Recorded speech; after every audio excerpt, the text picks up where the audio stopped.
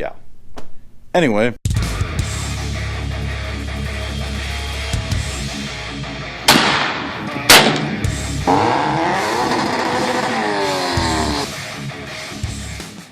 What's up guys, Mr. Turbo 458.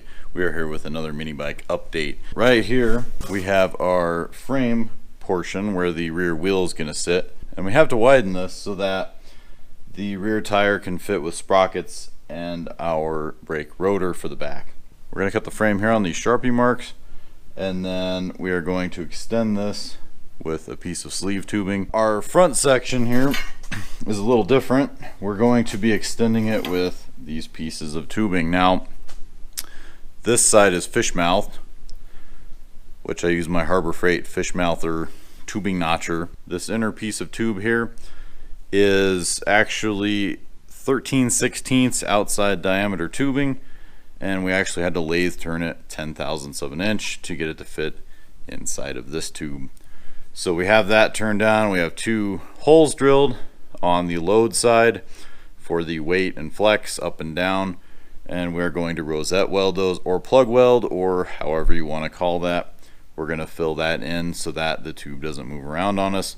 We're going to leave a slight gap between the 2 tubes here and weld them fully around. So here's what the frame's going to look like extended. Once this is extended, we will jig everything up probably over there on the granite slab and tack weld everything in place to get everything straight and flat. That's the basic objective, to extend the frame and get it extended out.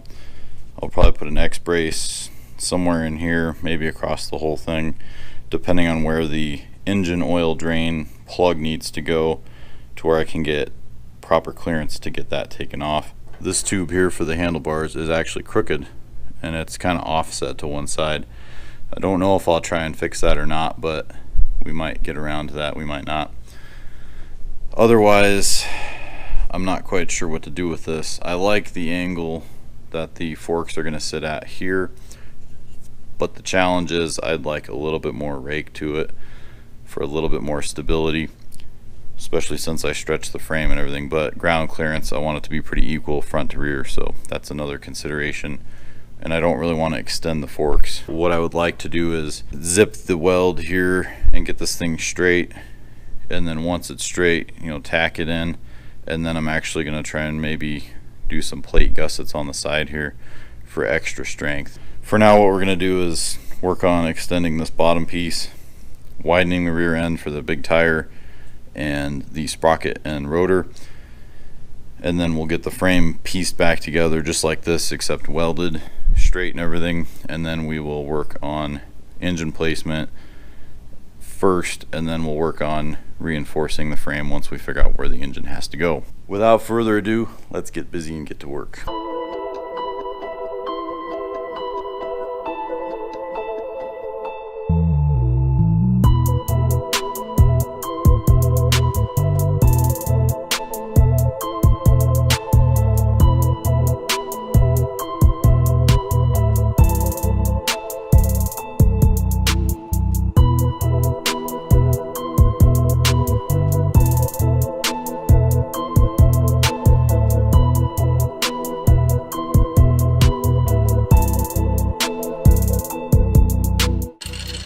And it's cut.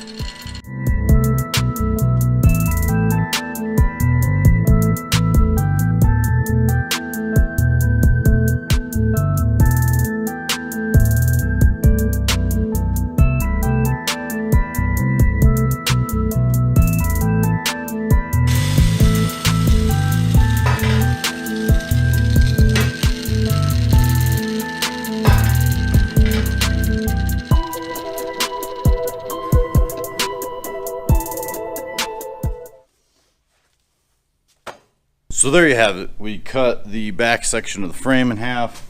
Ba-bam, ba-bam.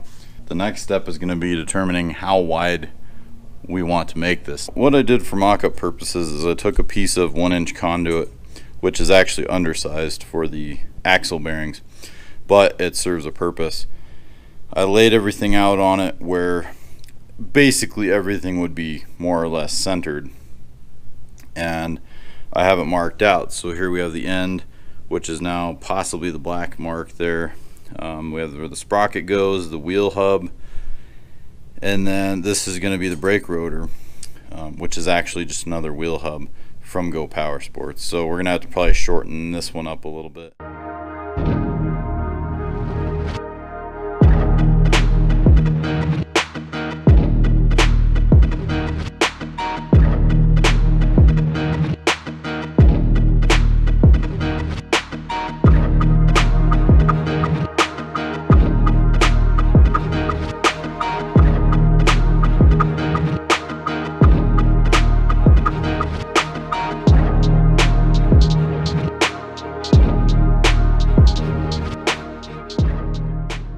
I want to thank all my subscribers out there. I want to thank the owner of the shop, Rich, for letting me use this place. It's quite awesome to have all the tools you could possibly ever want. And also thank you to all the subscribers that have subscribed to me recently. Thank you very much, and it does help me a lot. It helps me do more crazy stuff like this. Thank you for watching. We'll catch you on the next video.